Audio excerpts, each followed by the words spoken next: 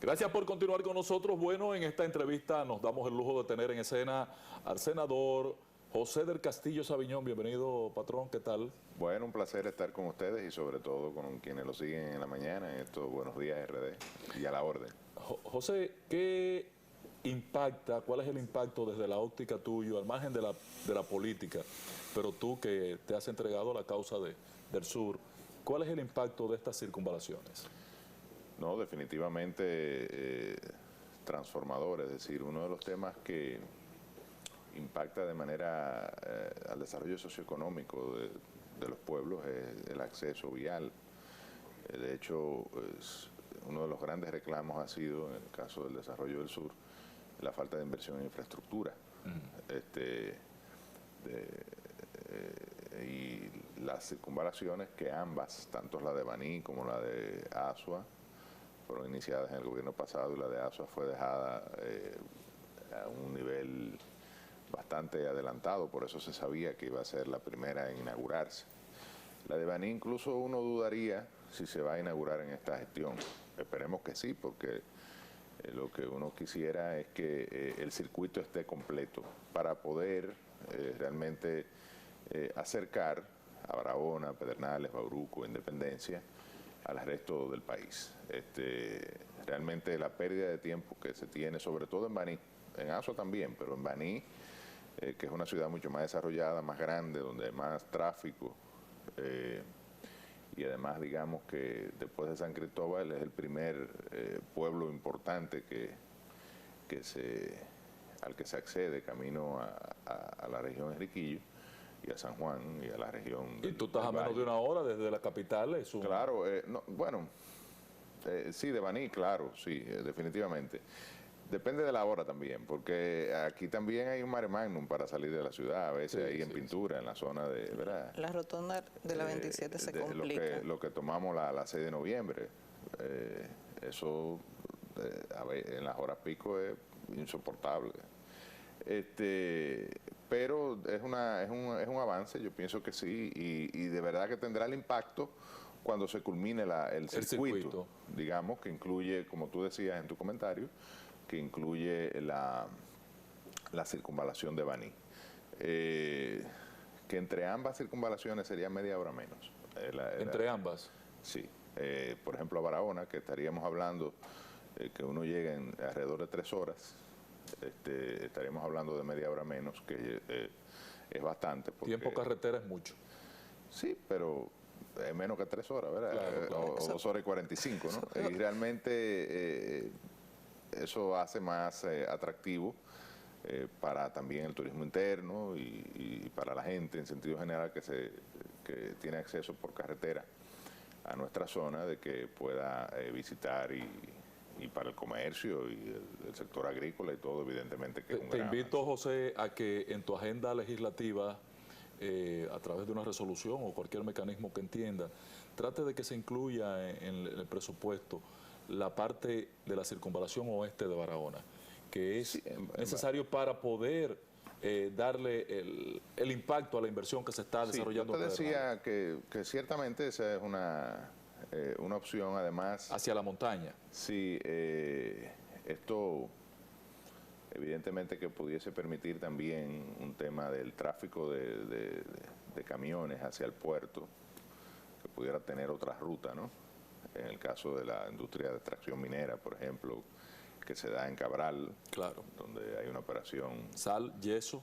Y en la salina, cuando volvamos a desarrollar la parte de extracción de sal y yeso, que hoy en día está detenida desde hace algún tiempo realmente. Pero hay una operación de curi industrial, sí, que exporta por el puerto de Barahona, y realmente eso permitiría, digamos, que se desviar la carga pesada. Claro, directamente hacia el puerto. Incluso voy más allá, y el planteamiento yo incluso lo he tomado como propio hace mucho tiempo. Lo ideal sería sacar ese puerto comercial de ahí y trasladarlo hacia la zona de Jaquimelles, más hacia el este, porque la realidad es que la operación comercial, que hoy en día es eminentemente minera, no, digamos que no debería convivir con las posibilidades de desarrollo turístico de Barahona y del municipio de Barahona como atractivo turístico. Pero en pasó en Cabo Rojo, se eliminó la extracción de bauxita, aunque todavía se está exportando en el interín, en lo que se inicia la actividad turística, se está exportando unos acopios de bauxita que son herencia de la antigua explotación minera. Pero, por ejemplo, el caso de la bauxita se te mete en los oídos, de parte. O sea, yo una vez cuando estaba en Industria y Comercio, me tocó ir al depósito de bauxita, ahí en Cabo Rojo, y al tercer día yo me bañaba y me pasaba la toalla y todavía salía roja. Entonces, realmente la realidad es que el turismo y la minería no conviven.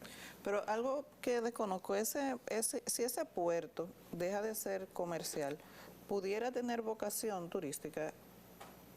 Sí, claro. De hecho, hoy en día la exportación de azúcar se hace en la parte más al este, en lo que es cerca del Cayo. Ahí. Un espigón que hay hacia allá. Sí, y también la recepción del carbón, porque nosotros tenemos una planta de carbón de generación eléctrica que la opera Jaina.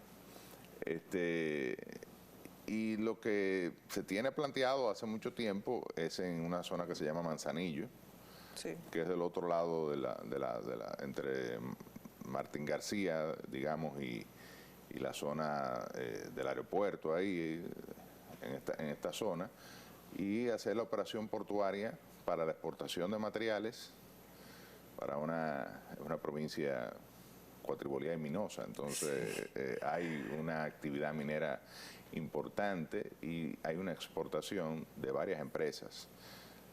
Hay una que exporta carbonato de calcio, que hace una extracción ahí en las lomas de la Filipina. Hay otra muy importante del país, una empresa cementera que exporta yeso, que las trae ahí en las salinas. Y en el caso de la que mencionaba, exporta agregados que extrae entre Cabral y Bloc. Entre Cabral y Salinas, y también, evidentemente, Bloc, porque tiene una fábrica muy importante de Bloc. Sobre todo, opera una barcaza en la región, en el Caribe, para las islas. Entonces ahí, ese puerto, esa es la actividad principal que tiene hoy en día. De hecho, el presidente estuvo en Barahona.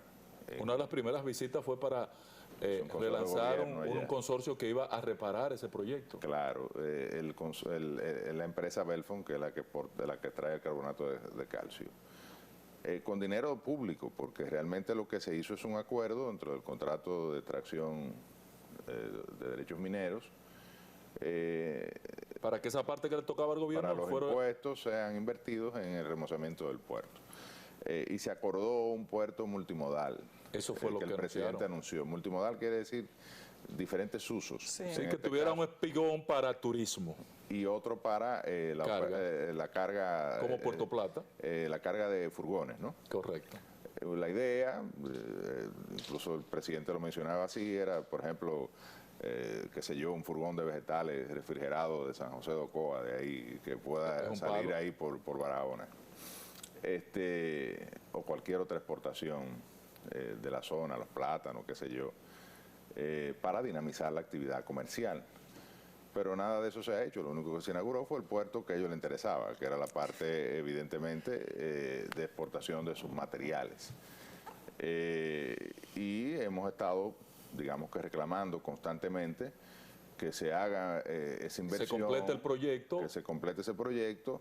Sobre todo, yo decía en mi última intervención en el Senado, que el desarrollo turístico de Pedernales tiene que tener una visión integral, es decir, que incluya a Barahona.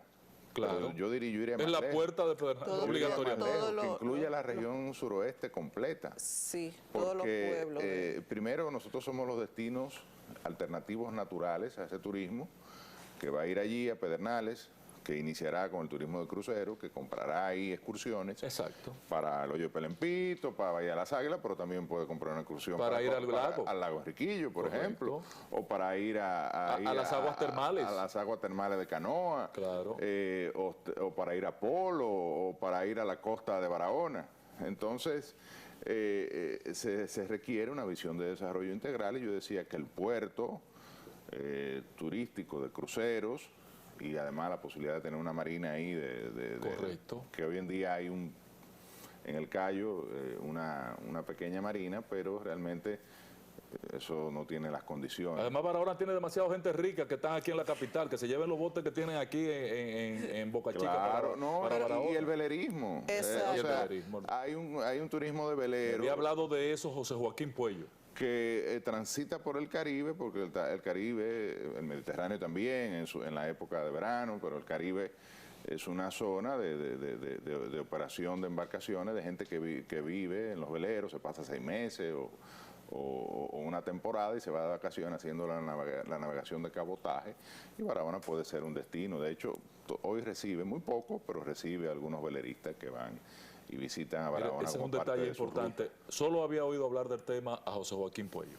No. Entremos al tema del código. Nuestra compañera tiene observaciones y preocupaciones con el código penal aprobado por ustedes esta semana. No, es cierto, pero una de mis grandes preocupaciones es el tema de la justicia militar. ¿Cuál fue la postura del Senado en este sentido? ¿Por qué aprobar que los militares se autojuzguen, digamos? No, es que, mira, yo de verdad que no sé ni que si es una catarsis o una crítica o lo que sea. No, porque pero a mí realmente me es lo que molesta se mucho entiende. que se asuma las posturas ante el código, por ejemplo, y otros temas.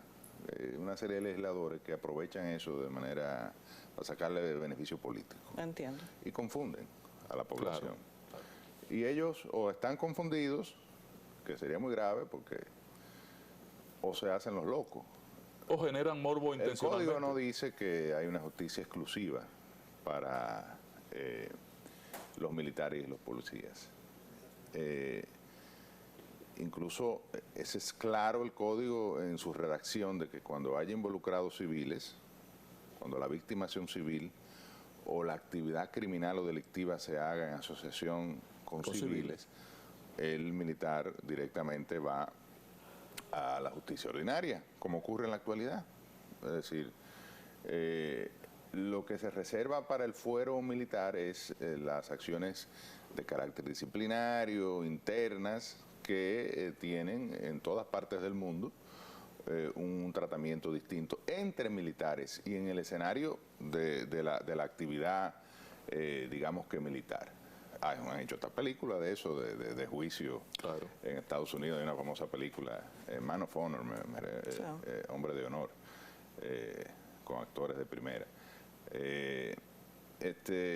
Y eso es lo que se aprobó. No es que se quiere decir que si un militar se ve involucrado en una actuación criminal delictiva, un atraco, por ejemplo, va a ir a un tribunal. No. Pero no es verdad, eso es mentira, el código no dice eso. El código lo que sí reafirma es que estará a disposición de la justicia civil, de conformidad con lo que establecen el Código Procesal Penal y ahora este nuevo código que establece las penas y sanciones que correspondan. ¿Cuál fue la posición de tu partido en el proceso de aprobación? ¿Siguen manteniendo la oposición a que se aprobara sin las 3 causales? Yo leo que hay 2. Sí, pero bueno, hay una realmente con relación al aborto. ¿Cuál es el aborto? La interrupción del embarazo. Correcto. Entonces, la causal que está en el código, el artículo 112 que tú señalas, es el eximente de responsabilidad al médico o personal de salud que intervenga en un centro médico. En un centro médico, claro, porque el otro... Público o privado. Que tenga que interrumpir el embarazo para salvar la vida de la madre. Pero dice también y del feto. Claro, porque ahí el eximente sería con relación a dejar morir a la madre porque el que tenía más viabilidad de salir, de continuar con la vida era el feto, la madre aunque podía, ponderé, evalué, porque es una decisión difícil. Sí, es como los dos pueden ser salvados, pero uno tiene más posibilidades. Más Entonces, probabilidades. ahí muere la madre, eso no es un aborto. Ahí sobrevivió el producto, el feto. Sobrevivió el feto. Entonces, es un eximente de responsabilidad penal por esa decisión, porque hay un elemento de decisión. ¿A quién dejo vivir? Lo que en términos jurídicos hay una ponderación. Por eso, cuando se exime de responsabilidad al médico, en el caso de la interrupción del embarazo, para salvar la vida de la madre, lo que te dice la norma jurídica o digamos que el contexto de interpretación es que se ponderó entre la vida de la madre y del feto y se le dio más peso a la de la madre. Sí. Pero y siempre ha sido así. Esa no fue la lectura que yo le di a ese artículo, porque cuando dice, cuando está en peligro la vida de la madre, procede al aborto eximido de responsabilidad penal. Correcto. Y entonces hay una I, que es una conjunción. ¿Verdad? Y el feto en peligro. Si el feto está en peligro, provoco el aborto.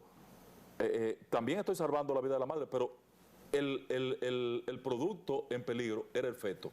Entonces, pero al final yo de cuentas, para fines creo que hay dos... Para los fines del aborto, Sí. de la interrupción de la eximente en este caso, porque las tres eximentes son una, el aborto, digamos que terapéutico, el que se realiza para salvar la vida de la madre, y las otras dos son las siguientes: cuando el embarazo es producto de una violación, incesto o violación, y la tercera, Cuando el niño no es viable. cuando se considera, de acuerdo a los estudios médicos y científicamente, que el producto no es compatible con la vida. Exacto, Pero fuera del no útero. es viable. Entonces, para mí, esa conjunción es la que está vinculando a ese otro causal. La verdad que no es el sentido del artículo, para ser honesto.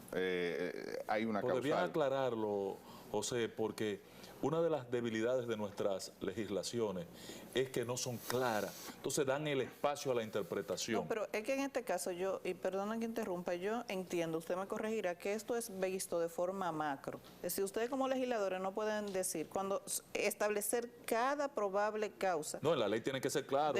No, una cosa que sea clara en cuanto a los casos en que se va a El eximir. principio es que la interrupción de la vida es castigada. Correcto. Entonces, lo que hay eximentes. ¿Qué? Es decir, se ponderan circunstancias. Sí, pero es que esas circunstancias son macro. Es decir, ustedes como legisladores no pueden decir, si viene una persona con preeclampsia se va a hacer tal cosa, si viene una persona con diabetes se va a hacer tal cosa. Esos son temas Eso tienen lo que decide ser el médico. protocolares. Ellos lo dejan específico. Exactamente. De que es La el criterio eximente de responsabilidad al médico, el médico científico. tomará la decisión y luego determinará a posteriori por qué, si hay una investigación o lo que sea.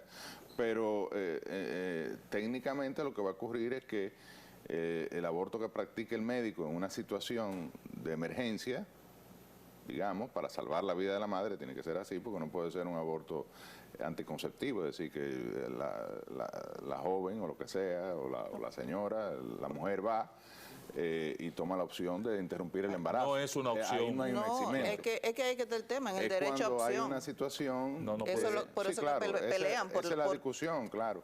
El derecho de la mujer. Porque Sí. entonces ahora viene el otro tema. La mujer tiene derecho a decidir qué hacer con su cuerpo. No con el que está ahí dentro, Bueno, pero... que eso es una persona. Pero eso es muy interpretativo Sí, pero también, ¿qué bien. hace con tu Y cuerpo? científicamente también hay una discusión de cuándo es una persona. Sexta semana. Sangre y corazón. Incluso se limita en muchas otras legislaciones, porque déjame decirte que somos de los 6 países del mundo, o 5 o 6 Cinco. países, que no tienen ninguna, que no tienen las 3 causales, que en este caso vamos a tener una. Que antes se permitía de manera oficiosa, porque nunca se ha perseguido aquí una No hay situación caso de de un nadie. aborto. Y se hace todos Y los esto días. hay que contextualizarlo, que bueno, que lamentando muchísimo lo que ha ocurrido con esta joven de la Altagracia. de la Altagracia, y ayer creo que apareció un feto en una cuneta. Ay, Sí, lo vi. También, evidentemente, uno pensaría producto de un embarazo clandestino, de un aborto clandestino. Claro. Entonces aquí hay una realidad que hay que, digamos, que ponderar en todas sus aristas, respetando evidentemente también los conceptos religiosos y el derecho de la gente de tomar una posición u otra. Por eso el Partido de la Liberación Dominicana dejó en libertad a sus legisladores. ¿Y tú cómo votaste entonces, José? Mira, yo voté a favor de las 2 enmiendas, una que se sometió en primera lectura y otra en segunda, la primera por la senadora Farideh Raful y la segunda por el senador Antonio Taveras, a favor de la introducción de las 3 causales. Pero luego de derrotadas estas iniciativas, ¿Votaste por el código? mociones, voté por el código, Claro. porque entiendo también que el código no puede ser detenido. Eso define responsabilidad. Por ningún tema. Claro, claro. El código es una pieza fundamental que no es de 1844, es de 1805. Se adoptó en 1884 aquí. Pero ese es un código napoleónico que se aprobó en el imperio de Napoleón, ya como emperador. Entonces, realmente hay una serie de crímenes, el incremento de las penas para una serie de actividades, el cúmulo, tipificación de crímenes como el sicariato, más de 70 delitos nuevos, los feminicidios, el ataque con sustancia química, o sea, una serie de elementos que están presentes. Y el cúmulo de la pena, la reincidencia, todos son detalles muy importantes. Que están presentes en nuestra sociedad, que son abordados por un código moderno. Correcto. Que además tiene ya 20 años en discusión. Creo que tú estás de acuerdo que fue responsable entonces que el senador votara por el código, ¿verdad que sí? Ahora, sí, yo soy pro código. Ahora, José, en el tema PLD, ¿qué está pasando con la campaña? Que todo luce que ustedes están apagados en la campaña ya del candidato presidencial Abel Martínez. Al contrario, si bien te debo reconocer que en diciembre hubo una pausa. Lógico, porque no tenían con qué competir con el gobierno. Todo el mundo entiende. ¿Y quién puede? Que todo el mundo, digamos que percibió. Lo que se nota ahora es un arranque de la campaña que no se va a detener hasta que logremos el objetivo electoral. Ya incluso tú has visto las conformaciones de los equipos de campaña que continúan. Ayer anunciaron el de Barahona. Ayer o antes de ayer se anunció la conformación del de Barahona. ¿Tú estás ausente de ese equipo de campaña, José? No, yo nunca estoy ausente porque yo soy miembro del comité político, el único de la provincia y de los pocos de la región. Soy el senador de la provincia y ya en esa virtud soy miembro del equipo de campaña de la provincia. Además, me dieron la supervisión de las provincias de Barahona e Independencia, cosa que tradicionalmente he venido haciendo en los últimos procesos electorales. Yo coordiné las 4 provincias en las elecciones del año 2016 y antes había coordinado para las del 12 la provincia de Barahona. Y nada, he tenido, digamos, una labor en esa región. He oído que se pondera tu nombre para una alianza de oposición en el nivel senatorial y en el tema de algunos municipios. Parece que en la presidencial no habrá posibilidad de alianza, pero en el nivel senatorial y en el nivel municipal parece que sí es viable. ¿Te han hablado de eso? ¿Tú estás acariciando la idea? No, todavía, articulándolo. Digamos que ahora lo que estamos es en el proceso de fortalecimiento de la marca partido y de la candidatura presidencial, que son los objetivos más importantes. Naturalmente que yo pienso que el PLD debe ir aliado a la mayor cantidad de organizaciones políticas de oposición que pueda, ¿no? Y con las que además tenga un lineamiento, ¿verdad? De los objetivos, ¿no? Y en eso yo no tengo ningún tipo de prurito. Es decir, yo creo que debemos conformar un gran frente opositor y evidentemente que dentro de ese frente opositor habrá que negociar alianzas y posiciones. Ahora, eso vendrá en otro momento. Pero tú estás en reelección. ¿En la reelección de quién? Tuya. La de él. Bueno, eso es algo que todavía yo no he decidido. Honestamente te lo digo. No quiero, no lo digo. Mucha gente responde eso y lo tiene ya planteado, pero yo realmente no lo he decidido todavía. Estoy más en el proceso de fortalecimiento de mi organización, en la construcción de todo ese andamiaje, que no es fácil. Sí, porque la gente quiere participar, quiere trabajar, todo el mundo quiere, tarea de organizar quiere posiciones y organizar toda esa estructura de campaña en las 4 provincias, porque yo debo decir que aunque soy de Barahona, tú sabes que tengo influencia en las otras 3. Claro. Y he venido trabajando tanto en la organización de la línea, en la implementación de la línea electoral del partido que se aprobó en el Congreso, como en los procesos de elección de las autoridades municipales, de distrito y provinciales, y ahora en la conformación de los equipos de campaña. Y eso es lo que me está ocupando el tiempo, digamos. Ya llegará el momento en que decida si, bueno, no puede durar aspiro mucho. o no aspiro. De aquí a mayo hay que tomar la decisión. Gracias, José. Gran placer tenerle Gracias a en esta ustedes. escena. Gran placer para Evelyn, para mí. Y les invitamos a nos acompañen el día de mañana.